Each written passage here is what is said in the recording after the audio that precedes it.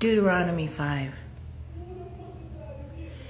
And Moses called all Israel and said to them, Hear, O Israel, the statutes of judgments, which I speak in your hearing today, that you may learn them and be careful to observe them.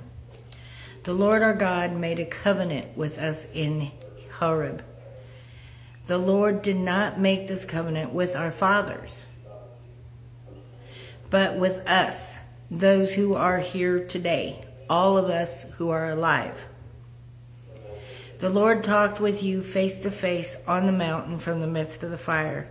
I stood between the Lord and you at that time to declare to you the word of the Lord, for you were afraid because of the fire, and you did not go up the mountain, he said. I am the Lord your God, who brought you out of the land of Egypt, out of the house of bondage. You shall have no other gods before me. You shall not make for yourself a carved image, any likeness, or anything that is in heaven above, or that is in the earth beneath, or that is in the water underneath the earth. You shall not bow down to them nor serve them, for I, the Lord your God, am a jealous God, visiting the iniquities of the father upon the children to the third and fourth generations of those who hate me,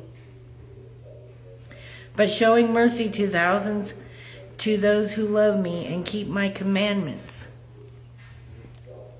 You shall not take the name of the Lord your God in vain, for the Lord will not hold him guiltless who takes his name in vain. Observe the Sabbath day to keep it holy, as the Lord your God commanded you.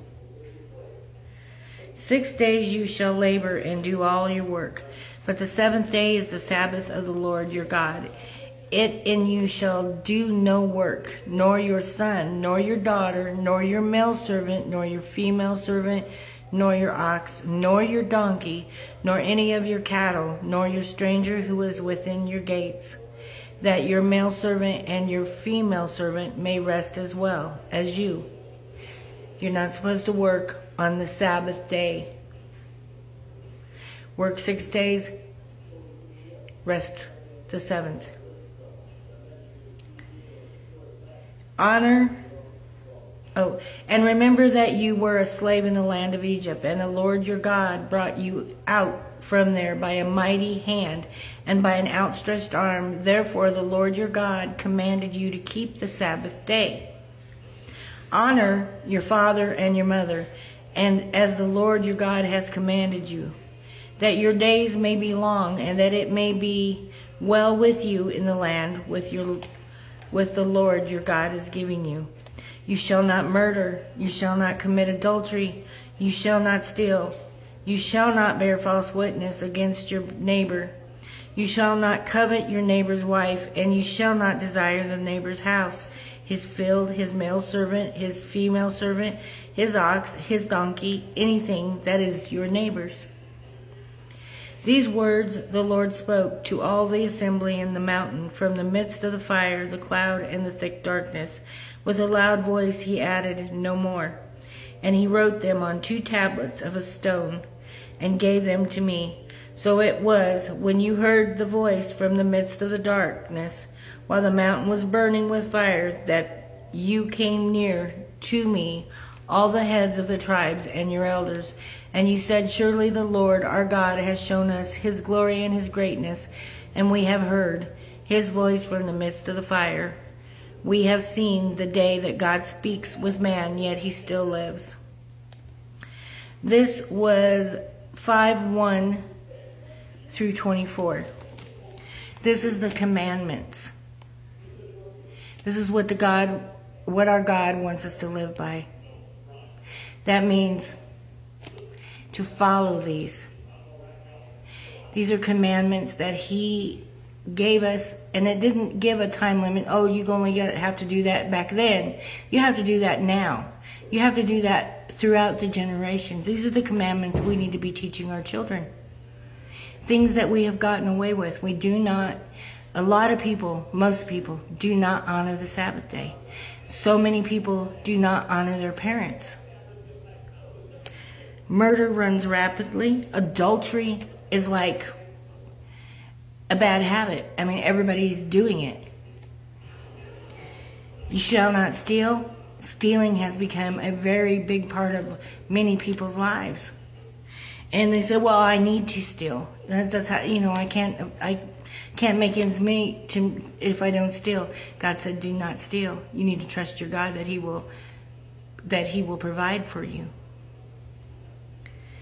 We're not supposed to covet anything our neighbor has, yet envy and jealousy goes together, and it's rapid as well. People are jealous of everybody, envious of everybody, even for no reason. These are things that we're supposed to abide by, but yet it has become customary for people to go to do these things. It became customary for people to worship carved images. It's become customary for people to have other gods in front of our God, to put money before God, to put material things before God, to put work before God, to put even their family before God. These are things that we have done. And most people aren't even ashamed that they're doing it. Most people don't even care that God told us not to do that. This is why we have to teach our children. And because people are doing that, it puts them in bondage. And their children in bondage. Because their children are doing the same thing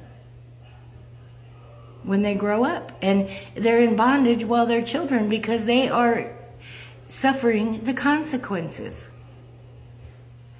They're not getting loved enough.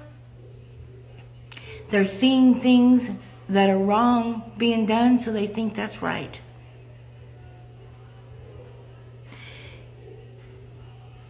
And adultery has become at an all-time high. An all-time high. It is nothing for a woman and a man to go out on a date and have sex. I mean, they don't even eat dinner first. Or they have dinner and then they just go straight to the bedroom. And then they wonder why they don't have a relationship. How can you have a relationship with someone when it's pretty much a wham bam thank you ma'am? And out the door they go. And when they do that, their demons enter each other. And then they got a whole different set of problems. That's why we're not supposed to commit adultery. And adultery is anything that is sexual outside of marriage. Outside of two people. If you go and you are married and you go and have sexual relations with someone else, that is adultery. It's only supposed to be between two people who are married. And yet, these dating sites, there's dating sites all over, and they're not even for dating. They're to have sexual relationships. Oh, I think I'll pick this guy or this girl. And then they meet up, go to dinner, and go to the motel. That is not how it's supposed to be. That is not what God had planned for us. He planned for us to be following these rules. And when we follow these rules, we do not have the sins that come along with not following these rules. And if you think these rules are strict, you need to ask yourself, what rules would you put in? Because these rules aren't strict. It's just a bunch of people who don't want to have to follow any rules. So they go against what God has asked.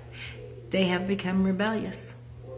And then they put their children into bondage as well as themselves in generations to come because they've taught their children to do against God.